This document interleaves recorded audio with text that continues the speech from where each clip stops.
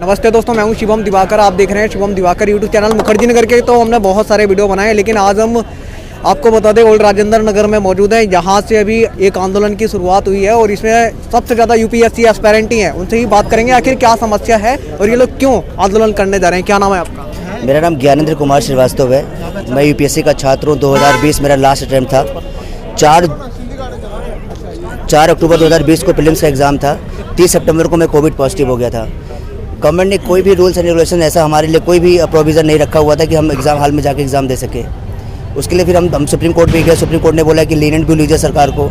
मैं एक बात ये कहना चाहता हूँ सरकार को, ये हमारे फंडामेंटल राइट का वायलेशन है। आपको ये समझना चाहिए। आपने एक वर्ग को बिल्कुल छोड़ दिया, नकार दिया। आपने उसके बारे में नहीं सोचा कि इसका भविष्य क्या होगा। हम ये नहीं कहते हैं कि हमें आप नौकरी दे दो, हम ये कहते हैं कि जो हमारा हक छीन लिया सरकार ने, उस हक को हम वापस पाना चाहते हैं। एक अटेम्प्ट का हम दोबारा मांग कर रहे हैं सरकार से कि हमें कम से कम 2020-21 के छात्रों का जो नुकसान हुआ है वो 22 या 23 में, 23 या 24 में हमें उसका भरपाई करे। सरकार से ये निवेदन है। सर आप बताइए, आप क्या कहना चाहेंगे? ये आंदोलन क्यों कर रहे हैं छात्र यूपीएससी वाले एस्पायरेंट? देखिए 2020 और 21 में जिस तरीके का जो सिचुएशन क्रिएट हुआ था कोरोना के कारण, तो वो एक तरीके का बहुत नॉर्मल सिचुएशन नहीं था, वो बहुत असामान्य था। Even union cabinet of minister खुद डिक्लेयर करते हैं, जो काउंसिल मिनिस्टर्स हैं, कि it was once in a century crisis. आप उसी के कारण जो है आत्मनिर्भर भारत और जितने भी सारे आपने स्कीम्स निकाले हैं, क्यों निकाले थे कि ये जो 1 या 2 साल जो बर्बादी हुई उसका रिलीफ देने के लिए।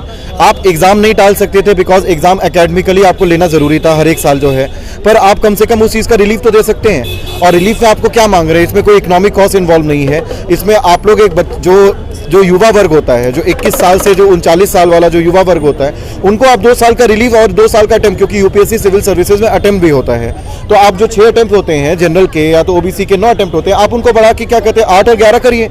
और जो 2 साल का एज रिलैक्सेशन जो है आप उनको दीजिए, क्योंकि 2020 से ये मामला चल रहा है। आप अगर 2022 में देंगे तो वो 2 साल का तो आपने ऑलरेडी ऐसे देर कर चुके हैं आप 1 साल का। तो हम लोगों का बेसिक जो 28 तारीख को जो सत्याग्रह है वो इसी कारण से है कि हम लोग मजबूर हो गए। हम लोग खुद जंतर मंतर पर है, जंतर मंतर पे है, और हम लोग खुद मतलब आंदोलनकारी या तो इस समय नहीं पढ़ना चाहते थे, मगर अब मजबूरी है क्योंकि आप लोग सुन नहीं रहे। पिछले 1 साल से सुप्रीम कोर्ट ने भी ये बोल दिया कि छात्रों के ये जो स्टूडेंट्स हैं इनका आप लेते हुए एक लीनियंट व्यू लीजिए। आपने तो लीनियंट व्यू लिया नहीं, हम लोगों ने रिप्रेजेंटेशन पे रिप्रेजेंटेशन डाला, आपने कोई जवाब नहीं दिया उस चीज़ का। तो हमारे पास क्या चारा बचा हुआ है? हम लोगों को जंतर मंतर पे सड़क पे ही आना पड़ेगा। आप क्या कहना चाहेंगे? यहाँ पे दोस्तों हजारों छात्रों की भीड़ है, आप इधर भी देखेंगे चारों तरफ है। आप क्या कहना? यही कहना चाहूँगा कि हमारी गवर्नमेंट, वैसे तो G20 शिखर सम्मेलन में आप जा रहे हैं और वहाँ बात कर रहे हैं अपनी ग्लोबल इंडेक्स पे, आप बात करते हैं कि ये हवाई चप्पल से लेके हवाई चप्पल वाला भी हवाई यात्रा करेगा, लेकिन आपको हमारा नहीं दिख रहा कि हम कहाँ किस तरीके के इस मोड़ पे खड़े हैं। बच्चे 6-6 साल से 5-5 साल से स्ट्रगल कर रहे हैं। बच्चे कोविड-19 की वजह से अपना जो रिजल्ट नहीं दे पा रहे हैं, या फिर जिनका अटेम्प्ट कोविड की वजह से करा, वो घर जाने को तैयार नहीं है। वो ये सोच रहे हैं कि घर नहीं जाएंगे, इससे अच्छा सुसाइड कर लें। यही कहना। तो दोस्तों यहाँ पे बहुत सारे छात्र थे, इधर देखेंगे और भी हैं। आपका नाम क्या है? मेरा नाम सुधांशु शुक्ला है। आप क्यों इस आंदोलन में आए हैं? आखिर क्यों हो रहा है? देखिए ऐसा है कि यूपीएससी एक ऐसा क्षेत्र है जहाँ पे इस देश के बहुत से गरीब परिवारों की एक उम्मीदें जुड़ी होती हैं, और बच्चे एक उम्मीद लेकर के आते हैं, उनके माता पिता एक उम्मीद से उन्हें भेजते हैं कि मेरा बेटा जाएगा और अधिकारी बन के नौकरी पा के हमारे परिवार को, हमारे घर को संभालेगा। और जिस तरह से पिछले 2 साल से कोविड की वजह से नुकसान हुआ है छात्रों का, खास करके क्योंकि आप देखिए गांव में आप जाइए, मैं उत्तर प्रदेश का निवासी हूं, प्रयागराज का। हम लोग के गांव में वहां पे बच्चों को अभी भी इंटरनेट की सुविधाएं नहीं मिल पाई उस हिसाब से, तो वहां पे रह के जो बच्चा रह रहा है वो किस हिसाब से तैयारी करेगा? ऐसे में यदि सरकार, भारत सरकार चाहे तो एक मौका, कम से कम एक मौका तो दे ही सकती है, और 2 मौका दे देगी तो बड़ी कृपा हो जाएगी बहुत से लोगों को। दोस्तों यहाँ पे बहुत सारे छात्र थे, आप क्यों जा रहे हैं? आप बताइए आखिर क्या चाहते हैं सरकार से आप? देखिए अभी जो आप जिनसे बात करते हैं ज्ञानेंद्र जी, उनका एक एग्जांपल मैं ले रहा हूँ। एक बंदा जो खुद कोविड पॉजिटिव है, ठीक है, एमएचए का क्लियर गाइडलाइंस था कि वो सेंटर पे नहीं जा सकता है क्योंकि इन्फेक्शन फैल रहा था। अब उसने एमएचए के गाइडलाइंस को, लॉ ऑफ द कंट्री को फॉलो किया, तो क्या उसे एक अटेम्प्ट नहीं मिलना चाहिए? उसे किस बात की सजा मिल रही है? उसे कानून का पालन करने की सजा मिल रही है। अब जरा सोच के देखिए, किसी के घर में कोविड हो गया था, वो क्वारंटाइन जोन में था, तो वो उसे बाहर जाने की इजाजत नहीं थी, तो उसने लॉ का पालन किया, अपना अटेम्प्ट छोड़ दिया, तो उससे किस बात की सजा दी जा रही है? उसे कानून का पालन करने की सजा दी जा रही है। We are law abiding citizens, हमने कानून का पालन किया, उसके बाद हमारे साथ ये सुलूक किया जा रहा है। कितने हमारे साथ कोविड वॉरियर्स है, पुलिस हैं, डॉक्टर्स हैं, जिन्होंने 20-20 घंटे काम किए हैं, आपने उनके लिए थाली बजवाया, ताली पिटवाया। ताली से क्या हमारा घाव भर जाएगा? हमारा अटेम्प्ट देने में उनको जाता ही क्या है, ये बताइए ना। आपने समाज के हर एक वर्ग को कुछ ना कुछ रिलीफ दिया, किसान को दिया, मजदूर को दिया, सबको दिया। आपको नहीं मिला क्या? हमें बिल्कुल नहीं मिला, हमें बिल्कुल भी नहीं मिला। और मैं ये बताना चाह रहा हूँ कि जितने भी वर्ग को रिलीफ मिला है, सब में सरकार को के खजाने पे भारी नुकसान हुआ है, भारी ये मतलब बोझ पड़ा है। हमको रिलीफ देने में सरकार को एक भी पैसा का खर्च नहीं आता है। मैम आप बताइए आप इस आंदोलन में क्यों आए हैं? मैं इस आंदोलन में इसलिए आई हूँ क्योंकि कोरोना में जिन्होंने फ्रंटलाइन वर्कर्स जिन्होंने काम किया वो अपना अटेम्प्ट छोड़ के वो अपने देश के लिए काम कर रहे थे। अगर अभी उनके लिए अभी हमारा टाइम है कि हम उनको जस्टिस दें। वो हम एज अभी फ्रंटलाइन वर्कर उनके लिए है ना, हम अपने DOPT से रिक्वेस्ट करते हैं कि वी वांट अटेम्प्ट। क्या एक सिंगल अटेम्प्ट की मांग कर रहे हैं हम, बस चांस देने की बोल रहे हैं कि हमको बस एग्जाम में बैठने दो, बस बाकी और नहीं चाहिए।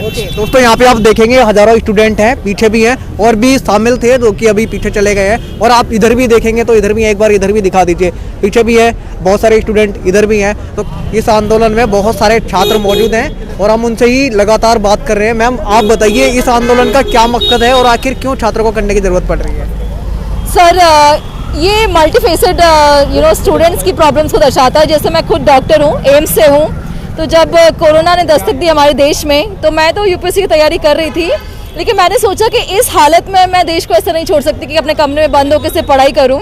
तो मैंने ये चूज़ किया कि मैंने सबसे पहले हॉस्पिटल ज्वाइन किया।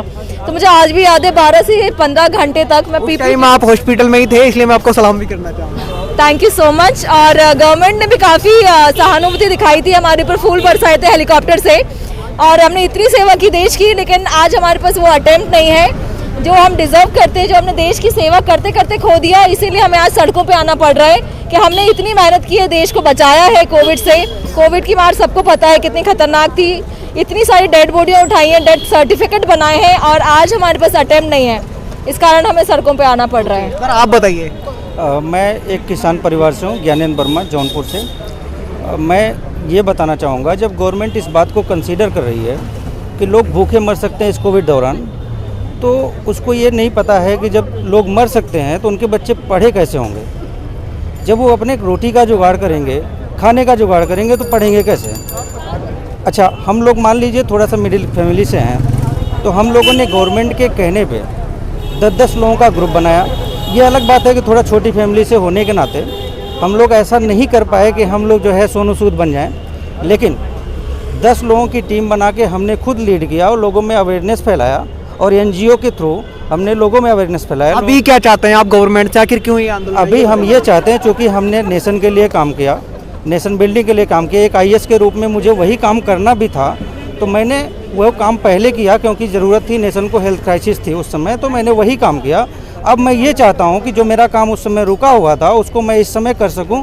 और किसानों की सरकार सुनती है, लोग भूखे मर रहे थे, उनकी बात अगर मान के आप राशन वितरण अभी तक कर रहे हैं तो हमारी डिमांड कैसे नहीं मानेंगे, क्योंकि बच्चे उन्हीं के भी पढ़ते हैं, उनके भी पढ़ते हैं और आपको ऐसा मानना चाहिए, ऐसा माना जा सकता है और आपको ऐसा मानना ही पड़ेगा। आप क्या कहना चाहेंगे?